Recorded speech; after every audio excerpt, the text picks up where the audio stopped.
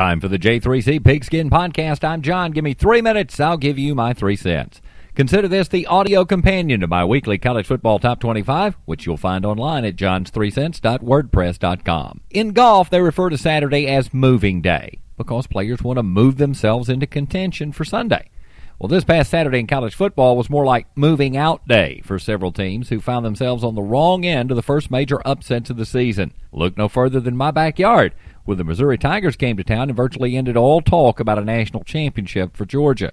Meanwhile, Oklahoma found themselves knocked from the ranks of the unbeaten in a most intolerable fashion by their Texas rivals, who had looked all but dead and buried. Zombie Mac Brown, anybody? And then Stanford apparently decided to just have one of those games that always separates pretenders from contenders.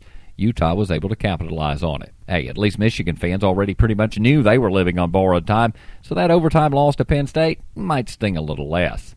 Now, with all those teams falling sharply, you might think there'd be some big gainers for the week as well. But in reality, only Missouri stood to gain an awful lot with their win. Sure, LSU got a little extra boost in the polls from teams that just fell below them, and Texas Tech ended up somehow with a bigger jump than their performance would have warranted. But I'm not sure anybody believes the Red Raiders stay in the mid-teens of the polls going to last all that long anyway.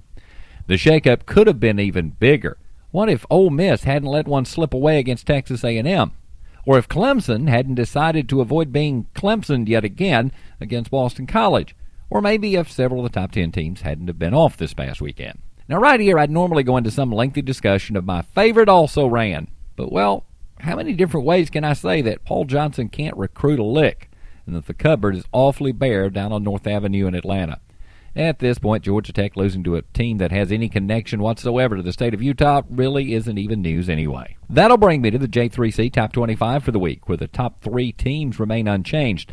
Alabama, Oregon, Ohio State still sit atop the board, with FSU, Clemson, and Louisville rounding out the top 6.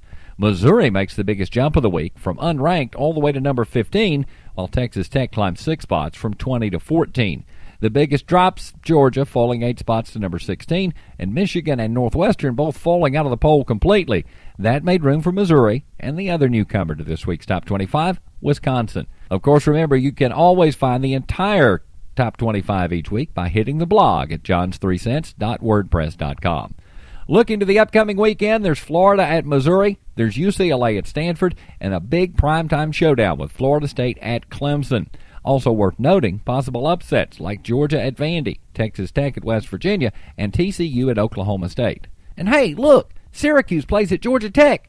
But at this point, I'm not sure why anybody that doesn't have a relative playing in the game would actually give a damn.